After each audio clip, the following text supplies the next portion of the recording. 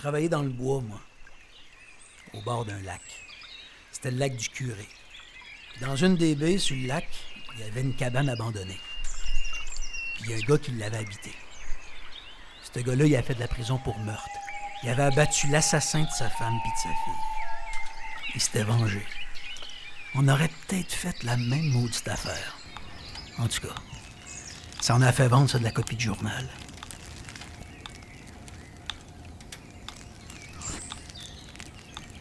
On le voyait de temps en temps virer dans son pick-up dans Poussière de Roche à la rue principale. Au village, mais il parlait à personne. Il faisait même un peu peur. On racontait qu'il parlait rien qu'à 2 oiseaux. À 2 huards qui venaient chaque soir à sa cabane au bord du lac.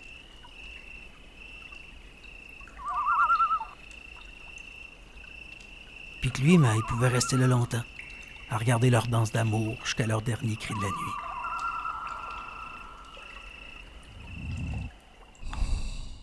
C'est arrivé, cette histoire-là, un matin tôt de novembre.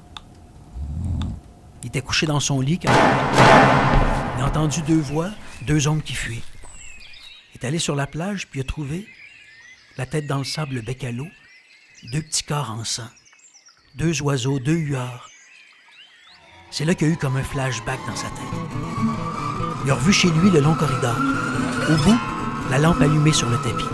Sur le divan, sa femme, morte. À côté, sa fille, nue, en sang. Il a pris les 2 oiseaux. Puis s'est dit qu'elle allait retrouver ce petit salaud. Il connaissait les chemins forestiers par cœur. Il allait les rattraper avant qu'ils prennent la principale pour gagner le village. 1 balle chacun, ça allait être bien vite réglé. Et là, on sait pas trop ce qui s'est passé dans sa tête. Mais il restait là longtemps, toute la journée, jusqu'à tomber de la nuit.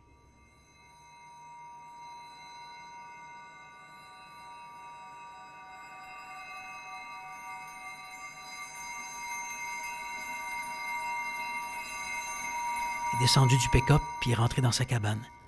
Il s'est déshabillé, puis s'est retrouvé nu au beau milieu de la cuisine. A badigeonné son corps de résine de sapin et à genoux par terre a pris les 2 oiseaux. A enlevé les plumes qu'il a collées sur sa peau, une à une. Comme un chaman. Chaman de chair, chaman de plumes. Il y est sorti. La nuit était fraîche, le ciel étoilé. Les pieds sur le sable, les pieds dans l'eau, puis a poussé un long cri.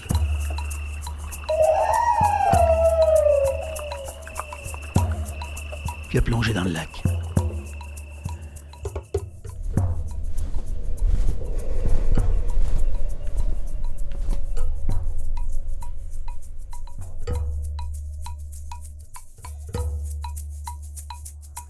Et on raconte là-bas au nord depuis ce temps-là qu'on peut entendre un cri qui déchire le rideau feutré de la nuit. Au village, on l'appelle Huard le fou. Les Amérindiens l'appellent l'oiseau de lune. Mais cet oiseau-là, si on l'entend, on le voit jamais.